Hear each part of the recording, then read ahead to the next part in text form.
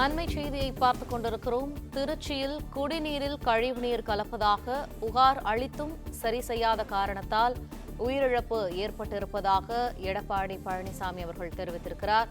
தமிழகம் முழுவதும் மேல்நிலை நீர்த்தேக்க தொட்டியை தூய்மைப்படுத்த வேண்டும் என்றும் எதிர்க்கட்சித் தலைவர் எடப்பாடி பழனிசாமி அவர்கள் தெரிவித்திருக்கிறார். திருச்சியில் குடிநீரில் கழிவுநீர் கலப்பதாக புகார் அளித்தும் சரி செய்யாத காரணத்தால் உயிரிழப்பு ஏற்பட்டிருப்பதாக எதிர்க்கட்சித் தலைவர் எடப்பாடி பழனிசாமி அவர்கள் தெரிவித்திருக்கிறார். உயிரிழந்தோரின் குடும்பத்திற்கு இழப்பீட்டினை வழங்கி மருத்துவ சிகிச்சை பெறுவோரின் சிகிச்சை செலவினை தமிழக அரசே ஏற்க வேண்டும் என்றும் எடப்பாடி பழனிசாமி அவர்கள் தெரிவித்திருக்கிறார். திருச்சி உறையூர் பகுதியில் குடிநீரில் கழிவுநீர் கலந்ததாக கூறப்படும் புகாரில் 2 பெண்கள் மற்றும் ஒரு சிறுமி உயிரிழந்த விவகாரத்தில் கழிவுநீர் கலப்பதாக புகார் அளித்தும் சரி செய்யாத காரணத்தினால்தான் உயிரிழப்பு ஏற்பட்டிருப்பதாக எதிர்க்கட்சித் தலைவர் எடப்பாடி பழனிசாமி தெரிவித்திருக்கிறார். கூடுதல் தகவல்களை எமது செய்தியாளர் மாணிக்கம் வழங்க கேட்போம். மாணிக்கம், வணக்கம். முழு விவரங்கள். நேற்று முன்தினம் திருச்சி மாவட்டம் உறையூர் பகுதிகளில் குடிநீர்ல கலப்படம் ஏற்பட்டு அதனை அருந்திய 30க்கும் மேற்பட்டவர்கள் மருத்துவமனையில் சிகிச்சை பெற்று வருவதாகவும் 3 நபர்கள் உயிரிழந்திருப்பதாகவும் சொல்லப்படக்கூடிய அந்த விவகாரம் குறித்து சட்டப்பேரவையில எதிர்க்கட்சித் தலைவர் எடப்பாடி பழனிசாமி சிறப்பு கவன ஈர்ப்பு தீர்மானத்தை கொண்டு வந்திருக்கிறார். பொது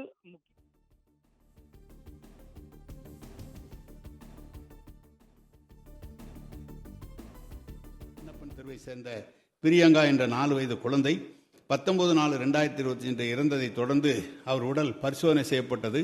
முதல் கட்ட பிரேத பரிசோதனை அறிக்கை மூலம் இவர் வயிற்றுப்போக்கினால் உயிரிழந்தார் என்பதற்கு எவ்வித ஆதாரமும் கண்டறியப்படவில்லை.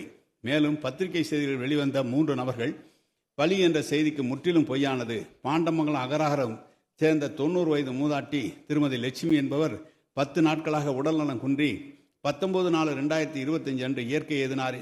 மேலும் மின்னப்பன் தெருவில் வசிக்கும் திருமதி லதா வயது 53 என்பவர் இதய நோய் பிரச்சனை காரணமாக 18/4/2025 அன்று நள்ளிரவில் நெஞ்சுவலி காரணமாக வீட்டிலேயே உயிர் பிரிந்தது. எனவே 3 பேர் பலி என்பதற்கு ஆதாரமற்ற பொய் செய்தி என்று சமர்ப்பித்துக் கொள்கிறேன். இவ்வயிற்றுப்போற்றுக்கு அருகில் உள்ள கிராம பகுதிகளில் காணப்படுகிறது. இப்பகுதிகளில் நடந்த சித்திரை தேர் திருவிழாவில் உணவு, மோர் மற்றும் குளிர்பானங்கள் அறிந்து பாதிக்கப்பட்டதால் இவ்வயிற்றுப்போக்கு ஏற்பட்டிருக்கக்கூடும். குடிநீர் குழாய்கள் மாநகராட்சி பகுதிகளிலும் கிராம பகுதியிலும் வெவ்வேறாக உள்ளதால் குடிநீர் காரணமாக இருக்க வாய்ப்பில்லை. இருப்பினும் முன்னெச்சரிக்கை நடவடிக்கைகள் குழாய் மூலம் குடிநீர் விநியோகம் முழுவதும் நிறுத்தப்பட்டு டேங்கர் லாரி மூலம் குடிநீர் வழங்கப்பட்டு வருகிறது. குடிநீர் மாதிரிகள் ஏற்கப்பட்டு ஆய்வு செய்யப்பட்டதில் குடிக்க தகுதியான குடிநீர் தான் என்று அறிக்கை வரப்பட்டுள்ளது. மேலும் 19/4/2025 அன்று 39 நபர்கள் முன்னெச்சரிக்கை நடவடிக்கை மருத்துவமனையில் அனுமதிக்கப்பட்டு நல்ல நிலையில் உள்ளனர். 20/4/2025 அன்று 14 நபர்கள் முன்னெச்சரிக்கை நடவடிக்கை எடுக்கப்பட்டு நல்ல நிலையில் உள்ளனர். இதன் மூலம் நோய் கட்டுப்படுத்தப்பட்டுள்ளது தெளிவாகிறது என்றும் சுகாதார நடவடிக்கைகள் முழுவீச்சில் நடைபெற்று வருகிறது என்பதையும் தெரிவித்துக் கொள்கிறேன். இதில் முழுமையாக அங்கே வெக்காளியம்மன் கோயில் திருவிழா நடைபெறுகிறது. வெக்காளியம்மன் கோயில் திருவிழா நடைகிற போது பொதுமக்கள் நிறைய பேர் மோர் கொடுக்கிறார்கள், சில பேர் குளிர்பானங்கள் தந்து கொண்டிருக்கிறார்கள். அப்படி தந்த குளிர்பானத்தில் தான் சந்தேகம் ஏற்பட்டு அந்த குளிர்பானத்தை மாதிரி சேகரிக்கப்பட்டு யார் அதை வழங்கினார்கள் என்பதை கண்டறிந்து அவர் மீது நடவடிக்கை எடுக்க சொல்லியிருக்கிறோம்.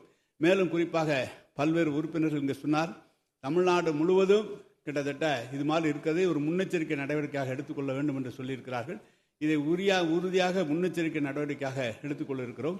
இந்த விண்ணப்பன் தெரு, இந்த தெரு இதெல்லாம் எனது தொகுதியை சேர்ந்தது, திருச்சி மேற்கு தொகுதியை சேர்ந்தது.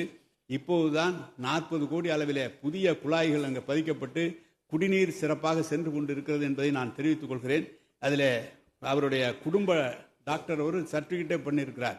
இது குடிநீரால் வந்ததல்ல, அவருடைய இயற்கையால் எழுதியிருக்கிறார். நான் குடும்ப டாக்டர் என்று டாக்டர் ஸ்ரீதரன் அவர்கள் சர்டிபிகேட்டும் கொடுத்திருக்கிறார்கள். எனவே குடிநீரிலே கழிவுநீர் கலப்பது என்பது அந்த பகுதியிலே நிச்சயமாக இல்லை என்பதை நான் உறுதியாக தெரிவித்துக் கொள்கிறேன். தினந்தோறும் நான் தொகுதியை சுற்று பார்க்கிறவன். எனது பகுதி கிட்டத்தட்ட 20 ஆண்டு காலம் அங்கு சட்டமன்ற உறுப்பினராக அமைச்சராக நான் பணியாற்றி கொண்டிருக்கிறேன். எனது துறை, அந்த துறையும் நம் மாண்பு முதலமைச்சர் அவர்கள் எனக்கு வழங்கியிருக்கிறார்கள். எனவே குடிநீர் என்பது மிக கவனமாக ஏற்பாடு செய்யப்பட்டிருக்கிறது. நம்முடைய சட்டமன்ற உறுப்பினர்கள் சொன்னது போல ஒரு பகுதியில் குடிநீர் குறைவாக இருக்கிறது என்று சொன்னார். அந்த பகுதியிலே புதிய மேல்நிலை நீர்த்தேக்க தொட்டி கட்டப்பட்டு கிட்டத்தட்ட 50 லட்சம் லிட்டருக்கு அது கட்டப்பட்டு விரைவிலே திறக்கப்பட இருக்கிறது. முதலமைச்சர் அவர்கள் திருச்சிக்கு திறக்க இருக்கிறார்கள். இன்னொன்று கம்பரசம்பேட்டை பகுதியில் மேல்நிலை நீர்த்தேக்க தொட்டி கட்டப்பட்டு அதுவும் இந்த ரயில்வே லைன் இணைப்புக்காக காத்திருக்கிறது. எனவே சீரான குடிநீர் விநியோகம் அந்த பகுதியிலே நடைபெற்றுக் கொண்டிருக்கிறது. மேலும் மாண்பு சட்டமன்ற உறுப்பினர்கள் இங்கு சொன்னது போல தமிழ்நாட்டிலே மொத்தம் ஒரு நாள் ஒன்றுக்கு கிட்டத்தட்ட 5.5 கோடி மக்களுக்கு 4000 MLD அளவில் தண்ணீர் வழங்கி கொண்டிருக்கிறோம். எங்கோ ஒரு இடத்துல ஒரு சிறிய தவறு ஏற்பட்டிருக்குமானால் அதை பெரிய அளவில் நீங்கள் எடுத்துக்கொள்ள அங்கங்கு சரி செய்ய சொல்கிறோம். வேல்முருகன் அவர் சொல்கிறார், இந்த மாதிரி கழிவுநீர் தொட்டிகளை அகற்றும் போது உயிரிழப்பு ஏற்படுகிறது, பாதாள சாக்கடை திட்டம் நடைபெறுகிற போது உயிரிழப்பு ஏற்படுகிறது. கண்டிப்பாக ஒவ்வொரு இடத்திலும் அதற்காக அனுமதி பெற வேண்டும் என்று அந்தந்த இடத்திலே அதற்கான பாதுகாப்பு கருவிகள் இருக்கிறது.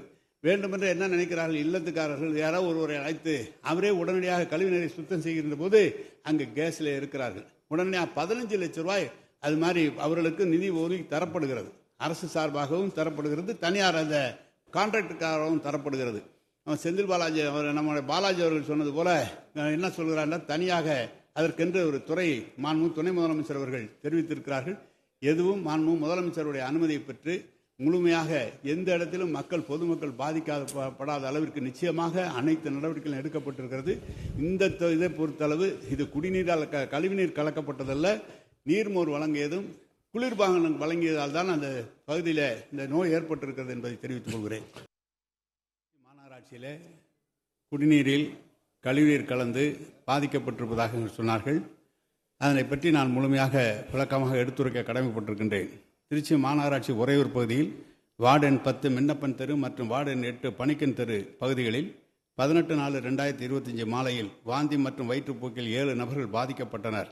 இதைத் தொடர்ந்து மாநகராட்சி சுகாதாரத்துறை மூலம் உடனடியாக நோய் தடுப்பு நடவடிக்கைகள் மேற்கொள்ளப்பட்டது. திருச்சி மாநகராட்சி சுகாதாரத்துறையின் மருத்துவ அலுவலர்கள், செவிலியர்கள், சுகாதார ஆய்வாளர்கள் உட்பட 286 பணியாளர்கள் கொண்ட குழு உடனடியாக அமைக்கப்பட்டு உறையூர் பகுதியில் 1492 வீடுகளில் வசிக்கும் சுமார் 6416 பொதுமக்களுக்கு முன்னெச்சரிக்கை நடவடிக்கை, தொற்று நோய் தடுப்பு மற்றும் மருத்துவ சிகிச்சை மேற்கொள்ளப்பட்டு வருகிறது. இப்பகுதியை சார்ந்த 42 நபர்கள், ஆண்கள் 15, பெண்கள் 23, குழந்தைகள் 4. திருச்சி அரசு மருத்துவமனையிலும் 11 நபர்கள், ஆண்கள் 3, பெண்கள் 6, குழந்தைகள் 2. தனியார் மருத்துவமனையிலும் மொத்தம் 53 நபர்கள் உள்நோயாளர்களாக சிகிச்சை பெற்று வருகின்றனர்.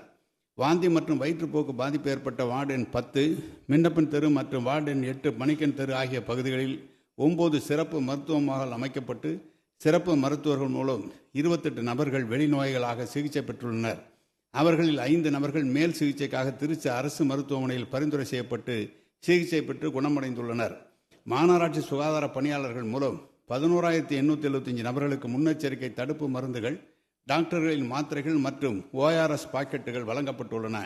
சுகாதாரத்துறை மூலம் 6 இடங்களில் குடிநீர் பணிகள் மாதிரிகள் சேகரிக்கப்பட்டு திருச்சி மண்டல நீர் பகுப்பாய்வதற்கு ஆய்வு செய்ய அனுப்பப்பட்டுள்ளது.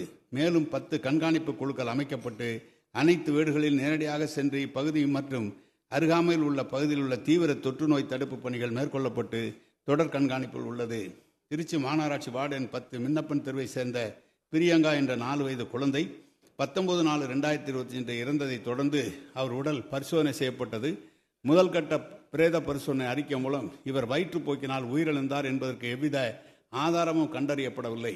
மேலும் பத்திரிகை செய்திகளில் வெளிவந்த 3 நபர்கள் பலி என்ற செய்திக்கு முற்றிலும் பொய்யானது. பாண்டமங்கலம் அகராகரம் சேர்ந்த 90 வயது மூதாட்டி திருமதி லட்சுமி என்பவர் 10 நாட்களாக உடல்நலம் குன்றி 19/4/2025 அன்று இயற்கை எதினார்.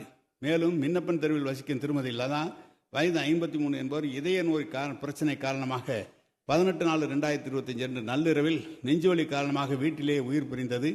எனவே 3 பேர் பலி என்பதற்கு ஆதாரமற்ற பொய் செய்தி என்று சமர்ப்பித்துக் கொள்கிறேன்.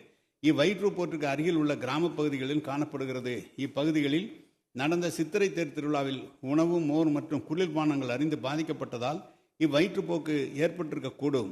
குடிநீர் குழாய்கள் மாநகராட்சி பகுதிகளிலும் கிராம பகுதிகளிலும் வெவ்வேறாக உள்ளதால் குடிநீர் காரணமாக இருக்க வாய்ப்பில்லை.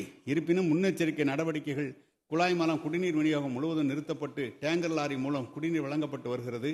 குடிநீர் மாதிரிகள் ஏற்கப்பட்டு ஆய்வு செய்யப்பட்டதில் குடிக்க தகுதியான குடிநீர் தான் என்று அறிக்கை வரப்பட்டுள்ளது. மேலும் 19/4/2025 அன்று 39 நபர்கள் முன்னெச்சரிக்கை நடவடிக்கை மருத்துவமனையில் அனுமதிக்கப்பட்டு நல்ல நிலையில் உள்ளனர்.